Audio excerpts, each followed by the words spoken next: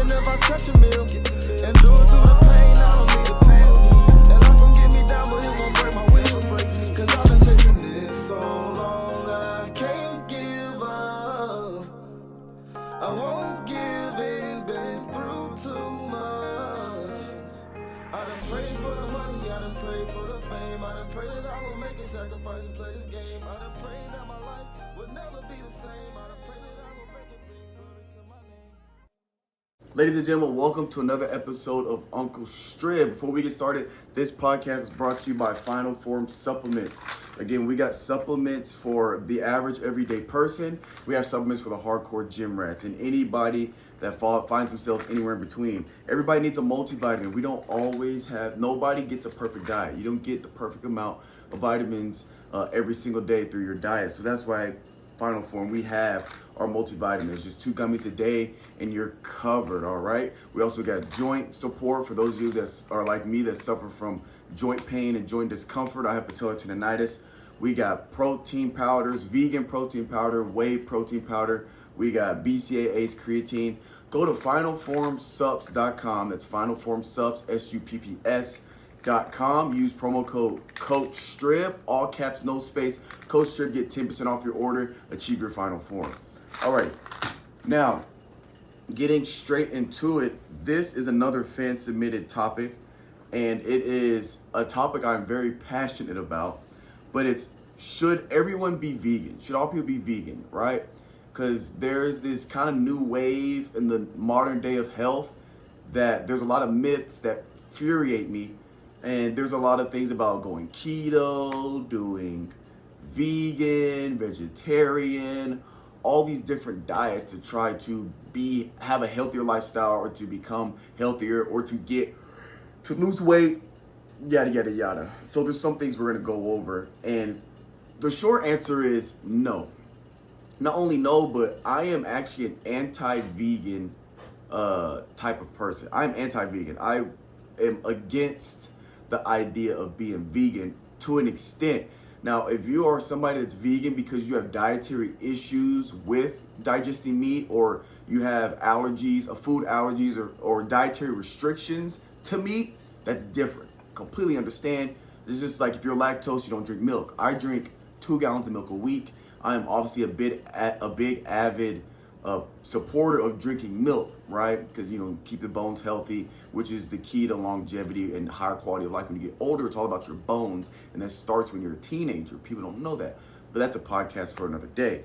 So things like that. And I get, if you're lactose, you're not gonna drink milk, but there are ways to make up for that. Just like if you have dietary restrictions with eating meat, you're gonna have to go vegan or vegetarian, but there are ways to supplement that. But if you're going vegan because you think it's gonna make you healthier, that's what I'm against. I'm against people choosing to go vegan just because it's healthier. Now, if you're choosing to go vegan for the dietary restrictions, and you're choosing to go vegan because of the animal cruelty, I'm gonna put in quotation marks because I'm not there, but because of how the animals are treated, you don't want to eat animals because animals this and that and this and that. Okay, I got you on that one too. But if you're going vegan just because you think you're gonna be healthier, this is for you, and I have a problem with that, and you're wrong, okay? Now, here's where we're gonna start off. I have basically 4 main points. The first point is gonna go over, there's a meat myth with modern day society. Society basically tell you that if you eat meat, it's gonna make you fat, it's gonna make you unhealthy, it's gonna decrease your life expectancy. It's all fake. That's all myths, that's all BS. Meat is not bad for you. Meat is actually very crucial to the average human diet. Meat doesn't make you, first of all, meat is very low, most meats are very low in fat, okay? And meats have very low to have no carbs. So the only thing meat really has is fat and protein. That's basically it. There's no carbs. For those of y'all that don't understand how protein, carbs, and fat work, is that fat is the main fuel for your brain. Your brain pretty much runs off of fat, and it also gets used in the rest of the body. But your brain, that's why fish oil pills or omega fatty acids, that's really good for your brain health and making sure your brain's functioning properly. And also fat helps with other things. Carbs is the energy, so eventually carbs, the primary energy your body uses. Sugar, which is a simple sugar, or technically a simple carb, but it's a simple sugar, so sugar gets used first. whenever you're expending energy. Once you go through the sugar, then you start to get to your complex carb, your starches, and things like that. That eventually gets metabolized and broken down into sugar, then your body uses it. So carbs is the fuel for your body. So imagine if you're a car, carbs is your gasoline. That makes sense. And fat is more like your oil that goes into the machine, and then and things like that. So carbs are necessary for live. Fat, protein, and carbs are all necessary to live. You can't like live off a completely sugar-free diet, at least not very long. Like 100% sugar-free, you need sugar. Your brain needs fat to operate. You can't go on a completely fat-free diet for a long periods of time. That's not realistic. And then we all know how important protein is. Going on I don't even know, there's not even a reason to go on a protein-free diet. That just doesn't make any sense. But anyway, what happens is when you are not active and you eat too many carbs, that leftover energy that doesn't get used gets stored as fat. And that's what fat is, just an excess reserve of unused energy. That's how you get fat. When you intake a certain amount of carbs that you don't use, it eventually gets stored as fat. And then that fat stays on you until you tap into it to use it. That's how you can lose fat, by exercising, because eventually you tap into that energy storage. Okay? Again, most proteins are very, very low to little to none carbs. So this gaining fat from eating meat is not, for some reason this narrative is out there, but it doesn't even make sense, because meat doesn't have, like steaks doesn't have carbs. Chicken breast, there's no carbs in chicken. So that's just a myth altogether. Now, I will say eating too much of anything is not good for you. Eating too much meat can lead to problems. Obviously, if you intake excess fat from meat or excess protein from meat that you don't use, it'll either get excreted out or it'll get stored as fat. So yes, eating too much meat is bad for you. And it's also how you prepare the meat. Eating grilled chicken is gonna be better for you than eating fried chicken. So where it really works, especially in American society now, everything's fried. So you take a chicken breast that's good amount of protein, decent amount of fat, not too high, not too low, no carbs, and you grill it or you bake it, you're talking about a healthy source of meat. But once you put in the egg and you bread it, and the breading, that's carbs. The egg's not carbs, but once you bread it with the breading, that's carbs. Then you cook it in olive oil or vegetable or cooking oil, that's more fat. So now you've added fat and carbs onto something that didn't have it, and then you're eating that all the time. That is the problem people run into. It's really how you prepare the meat and not the meat itself that is unhealthy. Eating a lot of fried foods, the reason why fried food is so bad is because it's fried in grease, which is just fat and carbs when you bread it. This is all carbs and fat when you add that to the meat, right? But grilling chicken, you're good. Grilled salmon, grilled pork steak, pork loin. Obviously, and then I'll get into the do your own research, because that's going to fall into do your own research. But those are just some meat myths that people need to understand and get over, okay? Some things you're going to have to read into yourself or find a reliable source for that, but that's later. Alrighty. Now, another thing when it comes to if you just cut meat out your diet, if you go straight vegan, you do have to make sure you supplement, because you're gonna not be getting because meat is a good source of iron, B12, and a good source of protein. If you go straight vegan, you have to find protein somewhere. Now they have things like beans or have decent amount of protein, but the amount of beans you'd have to eat to get the amount of beans you have to eat to get the same amount of protein that a 4 or 5 ounce chicken breast would get you it's an insane amount of beans. I believe one serving of beans is like 9 grams of protein, depending on the bean. It's around 9 grams of protein. One serving of chicken breast, you're talking 30 to 35, depending on what cut of chicken, 30 to 35 grams of protein for like a 4 or 5 ounce serving. You're talking about 30 to anywhere between 30 to 40, about 35 grams of protein in one chicken. Now 4 ounce chicken breast is not even that big. The amount of beans you have to eat to get that is a lot. So that changes, but beans are also high in carbs and fat. So I'm gonna get into a little bit of that later, but you have to make sure you're taking your multivitamins. If you're vegan, you guys gotta get on these multivitamins, because I actually do have B12 in here, but you're gonna have a B12 deficiency because you're not getting the majority of the B12 we get in our diet comes from eating meat. So if you're not eating meat, you're gonna be lacking in the B12. So you have to make sure you supplement that. Now, I'm not saying being vegan is impossible, but if you're going to do it, you got to do it the right way. You have to supplement right. And I also have a point in that later where it's a harder job. It's harder to make sure you're doing everything right, doing that strict diet.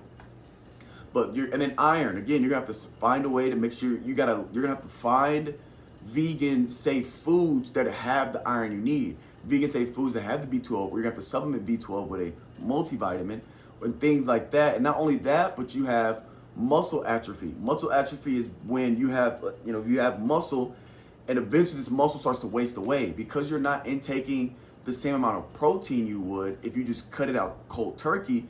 You're going to waste your muscles. Literally just going to waste away, and they become smaller and they atrophy. They literally just waste away. Your muscles get smaller. You lose strength. You lose dexterity.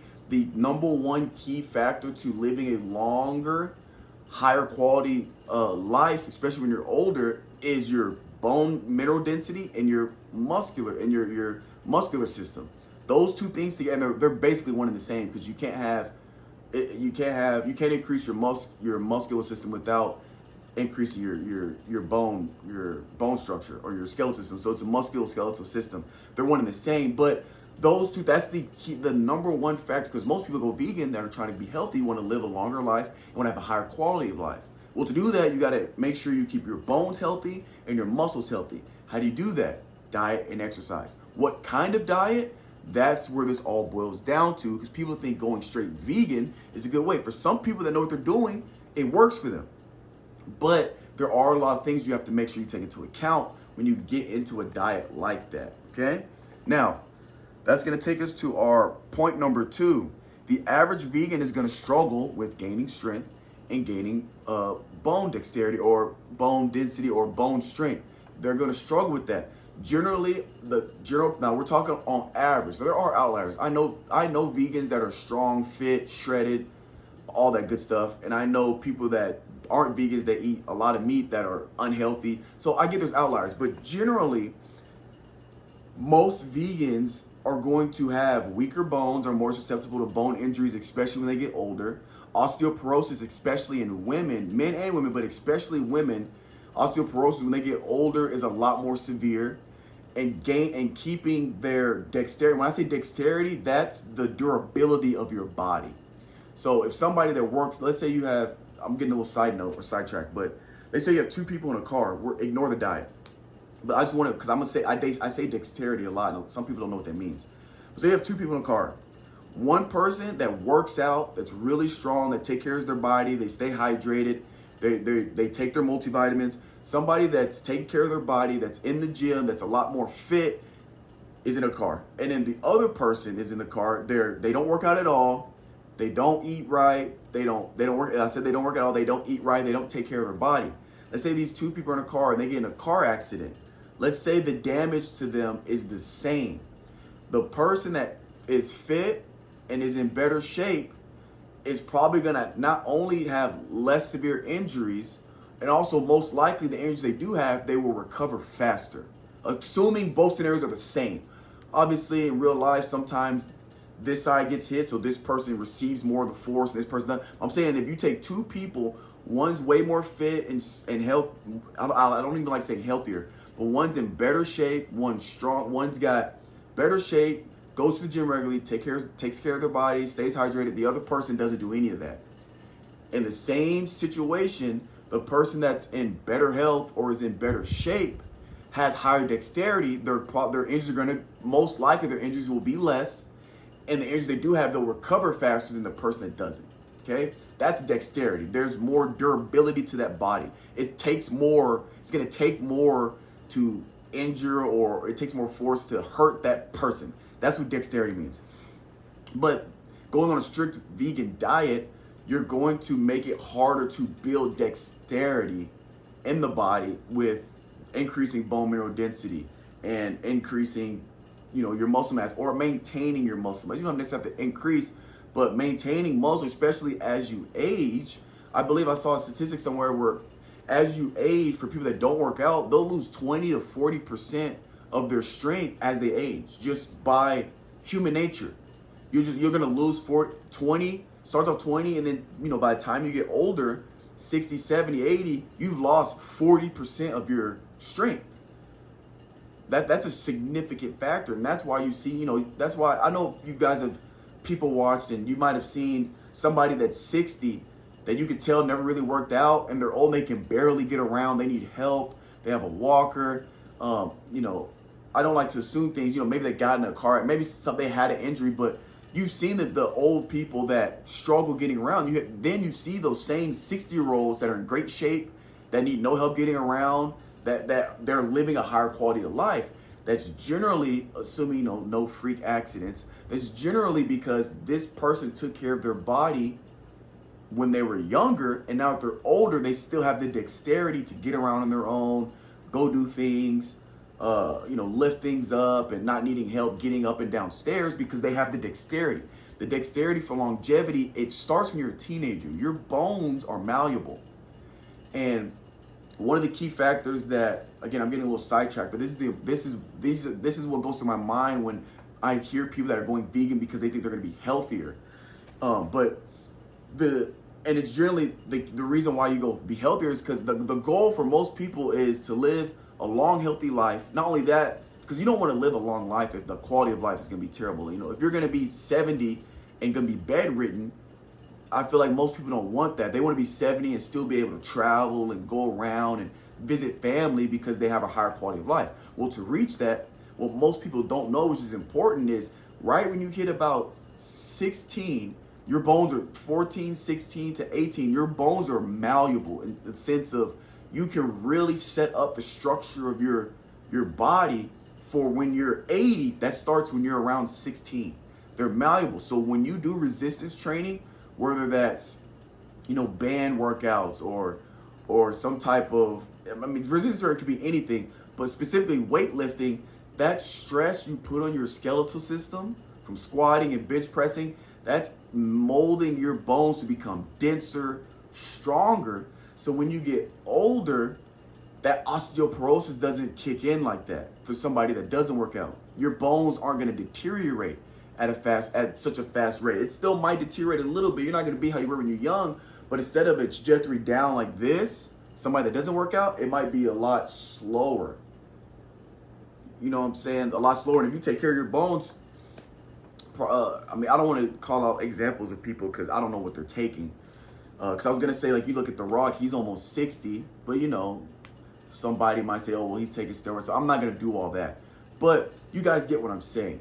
That starts when you're a teenager. So again, it's never too late to start. If you're 40 and you don't really work out, and you're going to start, you can still increase the strength of your bones. It's vitally, vitally important when you're 16. That's when your bones are the most malleable. Now you can still increase the density and hopefully get to a longer, hopefully increase your life expectancy or have a higher quality of life later, but it's just going to be harder because your metabolism is not the same. Building muscle is going to be harder. That's why it's vitally important. I'm trying to educate the youngins. You got to get in that gym the moment you're able to. Like I say, 16 is a good starting point. 16, get in that gym, take care of your body. You don't have to go, you don't have to train to be the strongest man in the world or to be a bodybuilder, but just take care of your body. But that concept of what I was saying about molding your bones, if you're not eating a balanced diet or you're not eating meat, those proteins that are going to be used to build that muscle surrounding those bones, it's not going to be as efficient in gaining that type of strength.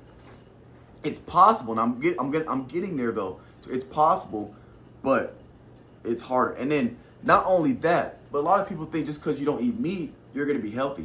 I've seen some pretty heavy set vegans. They're out there. It's actually not that uncommon to see somebody that says they're vegan and they're pretty heavy set because, like we talked about earlier, carbs is energy. And if you don't expel that energy or use that energy, it gets stored as fat. And that's the fat that we get when we gain weight. Well, if you're eating a vegan diet, and let's say you're going to eat the standard 2,500 calories, that's the standard average for humans, 2,500 calories, right? If you're eating 2,500 calories and none of it is meat, most of it's going to be fat and carbs. Most vegans are on a high fat, high carb diet. You eat avocados. Now, avocados are good, but they're high in fat. So if you eat too many avocados, you're eating a lot of fat. You're eating a lot of a lot of bread, a lot of, again, fruits and vegetables. That's not bad, but if you're eating a lot of this stuff, 3,000 calories worth a day, it's still, whether it's carbs from a banana, carbs from an apple, or carbs from a potato, or carbs from a tofu, those carbs you don't use still get stored as fat. Again, now this is a scenario talking if somebody's not active. Obviously, if you're eating these things and you're active and you're running, you're going to expel the carbs. It won't turn into fat, but it's going to be more of your diet's going to be fat and carbs. Somebody like me, I'm a heavy meat eater. My diet is centered around meat. I also eat fruit. I eat actually a lot of fruit. I don't eat as many vegetables. I eat a ton of fruit. You're talking 2 or 3 pieces of fruit a day. I love mangoes. I love bananas. I love apples, grapes, all that good stuff. But when I make a meal plan, the meat is the centerpiece. The meat centerpiece, because I'm getting for a 6 ounce of a pork steak, you're talking 40 grams of protein, and it's just this one slab. I don't have to eat 2 bowls worth of tofu to get the same amount of, that's an exaggeration, but they get the same amount of protein. Because of that, then I'll eat my fruit, I'll still get some carbs, and then I'll eat a baked potato, which is more carbs and some more protein, a little bit of fat. But as I'm explaining that the majority of a lot of my calories are coming from a high protein diet. I'm eating anywhere from 250 to 290 grams of protein a day. That's about what I'm eating a day. That's a lot of grams of protein, so a lot of my calories are coming from protein. If you're not a vegan, a lot of your proteins are going to be coming from fat and carbs. Now, I do understand that a lot of vegans will supplement and use vegan protein to get their protein, but it's going to be very hard to get. If I were to go vegan, it'd be very hard for me to get 230 grams of protein from a vegan diet. Very difficult. It's possible, but it's very difficult. I have to be honed in. My diet would be a lot more strict than it is already. All right, moving on. This is literally segueing into my next point. It's going to be harder for your macros. Now, macros, what are macros? I talk about this all the time. Macros is when you keep count of your protein intake, your fat intake, your carb intake, and your overall calorie intake. So real quick, to show you guys what I'm talking about, this is going to be yesterday. So I have my macros. I hope I'm centering this on the screen that you guys can see. So my macros, I'm aiming for 4,600 calories a day. I usually get over. Most of the time I'm over 4,600 calories a day. Now I've done the math on this. I'm very active. I'm training 5 days a week in the weight room. I'm doing basketball at least once a week. And then I'm usually running or doing basketball on Saturdays. So, I mean, you're talking in 7 days, 2 off days in the weight room, I'm still doing 7 to 8 workouts a week. And they're pretty intense workouts. So obviously for somebody that's like, whoa, that's a lot. Like, how are you not getting fat? It's because I've done the calculations with how active I am. Because I'm burning, so to put the math of how this is calculated, the average diet for the average person is 2,500 calories. That's if you're not active, 2,500. You know, if somebody wanted a meal plan, they weren't active, I'd set them for 2,500 calories, right? I'm burning about 2,000 calories throughout my day between just being awake, being alive, walking around, and training. I'm hitting 2,000 plus calories a day. Well, if you take 2,000 away from 4,600, I'm at 2,600. You see what I'm saying? So I'm only 100 calories over the standard calorie diet. This is just based on how active I am. But anyway, so yesterday, it says 230 grams of protein is my goal. I got 257. Fat, 153 grams. I got 158, so a little bit over. And carbs is 575. I got 560, so we're under. But overall calories at 4699, so basically 4,700. So I'm over about 99 calories on my macros, and that's what I hit every day. So obviously this was yesterday. Today I've only logged my banana I had, which I'm gonna get into that. I'm gonna log it later. But that's what macros are, and that's what's gonna help me because I'm trying to gain muscle mass. And by doing that, that's how you gain the muscle mass you want or lose the fat. You need to know your macros, and you need to be under that. So if you're trying to lose weight and you're not counting your macros, you're doing something wrong.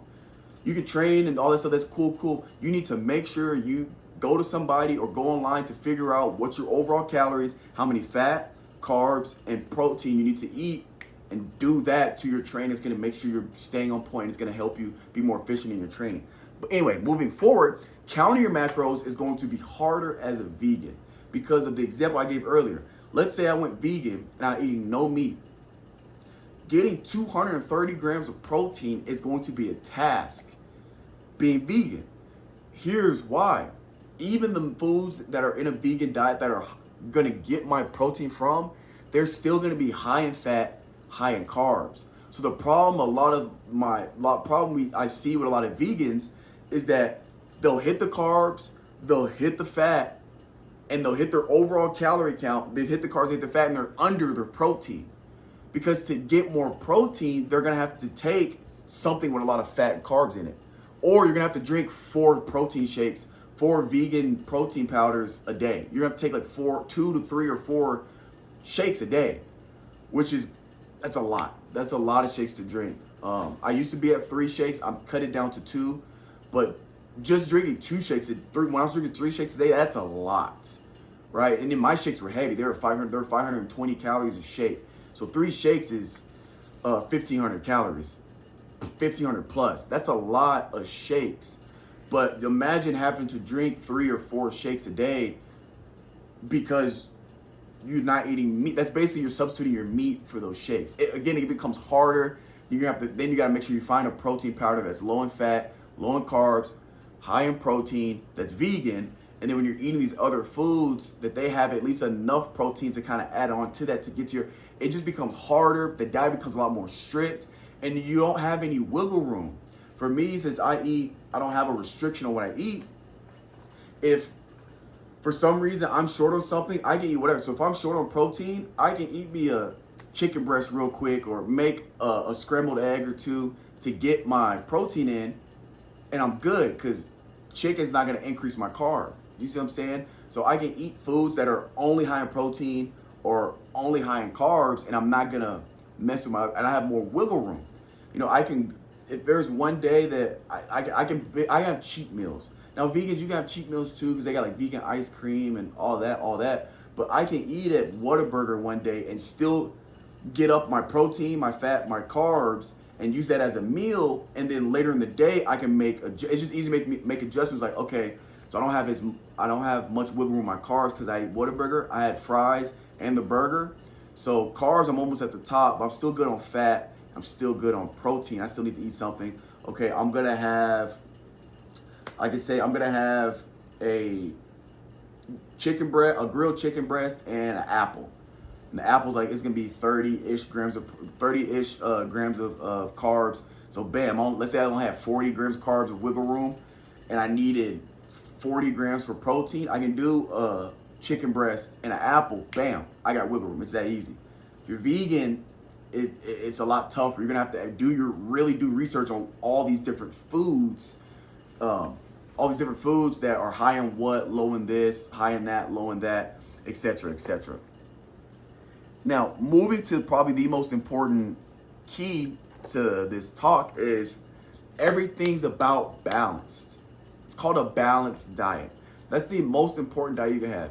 Keto, again, I'm against keto, even though I did the carnivore diet for a little bit.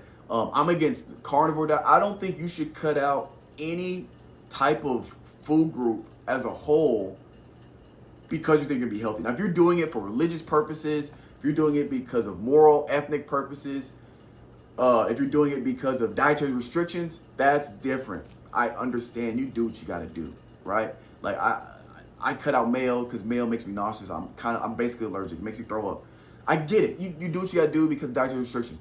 But if you think you're being healthier by cutting out meat, by cutting in the carnivore diet, by cutting out fruits and vegetables and carbs, you're out of your mind. You think that's gonna make you healthier. It's all about having a balanced diet. Any diet, that's the best diet. When people ask if I want this, if I want that, I was like, oh no, I'm good, I'm on a diet. They laugh at me because I'm not. People are like, oh, you're not on a diet, like you're in such great shape. It's because I'm on a diet. It's because if I eat this, it's gonna mess up my meal. Like I eat on a schedule. If I eat now, this pizza now, it's gonna mess up my meal for later, and then my macros are gonna be off. I'm on a diet. It's a balanced diet. I'm eating a good balance of meat, fruits, vegetables, and complex starches. I'm eating a good balance of those, but it's a balanced diet. That's the most important diet to have. If you want to cut down on meat and do things like that, that's great. Maybe you cut down on meat, add a shake or two so you don't have to eat as much meat, and then have your fruits and vegetables, all that good stuff.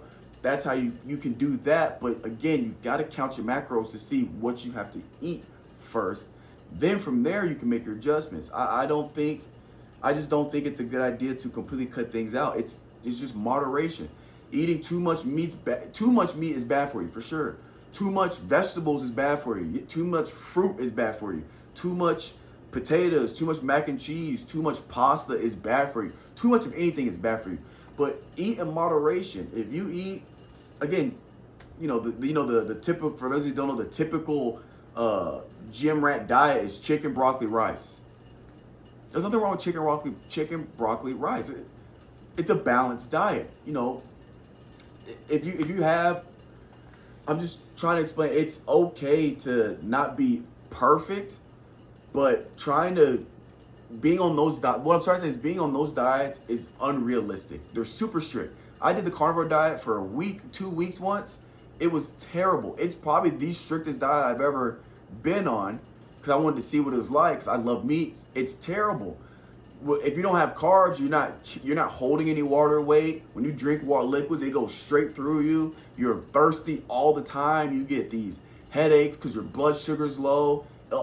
It was terrible for me. It was awful. And it's so hard to stick to it.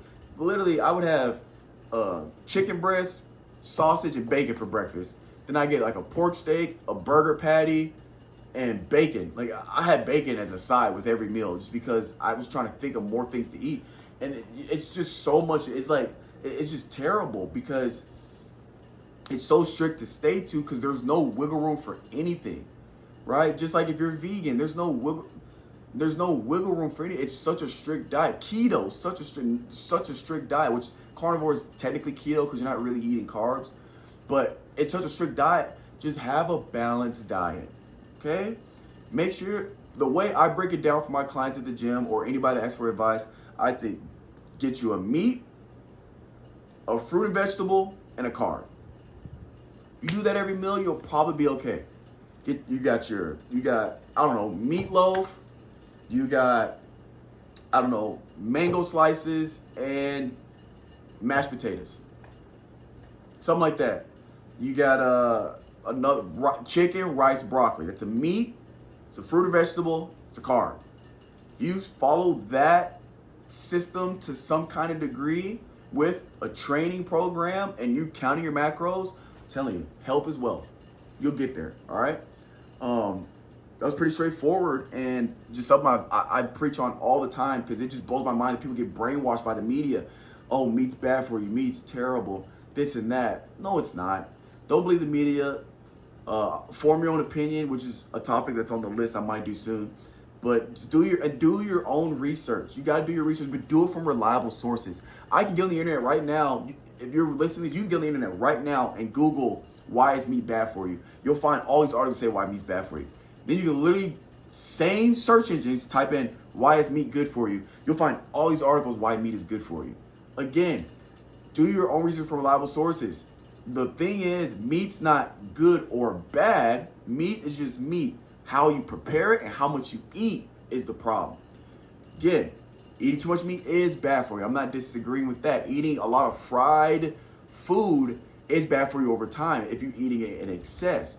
French fries here and there in moderation, you'll be okay. It's not the end of the world, especially if you're working out. Again, this is why I tell people you got to get in the gym because when you are super active, you have wiggle room to cheat a little bit here and there on your meal plans or on your macros. If you're working out 5-6 days a week and you're consistent 5 days a week, like clockwork, like a schedule, like a well-oiled machine, if you go to Shipley's Donuts and eat 3 or 4 donuts one day, you'll be okay because you're gonna go to the gym the next day and you're gonna burn that off. It's all about being consistent and make sure you take care of your bodies. But ladies and gentlemen, this has been a fantastic Uncle Strib. I appreciate you guys for watching and supporting. I'll catch you guys next week. I'm gonna chase my